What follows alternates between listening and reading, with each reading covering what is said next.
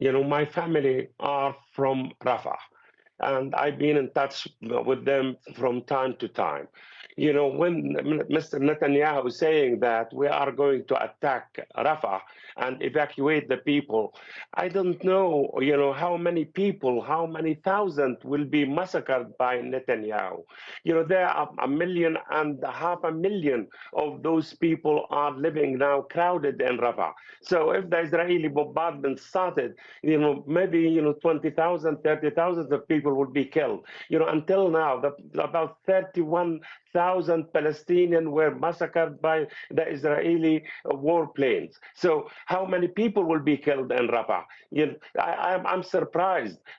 The Americans said that the Rafah is a red line, and without a plan to protect the civilian there, it will be disaster. Why United States wouldn't say to the Israeli, enough is enough? Now there are talks for a ceasefire. Let us see what will be the outcome of these talks. After that, we will discuss the situation. But Netanyahu saying, I agreed about the plans to attack Rafah, and he will go ahead with it. So it means there will be more bloodshed. And your guest talked about starvation. I'm telling you, our children are dying of malnutrition, of starvation, because there is no any kind of human aid to them. There is no food. They did eat the animal foods, in order to survive, and it is a disaster. Why United States doesn't stop this actually disaster? Why they don't protect the civilian there? What about the liberal world?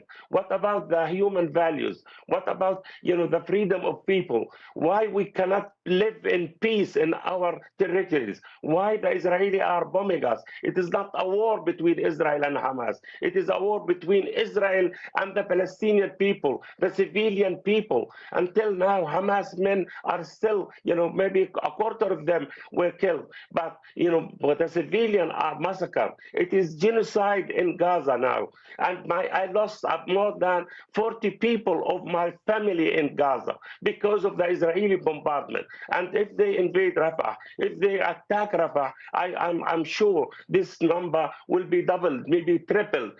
Most of them there are frightened to death because of this Israeli threats to storm Rafah. They stormed Khan Yunis, they stormed Gaza, they stormed middle of Gaza, middle of the occupied territories, and look what happened.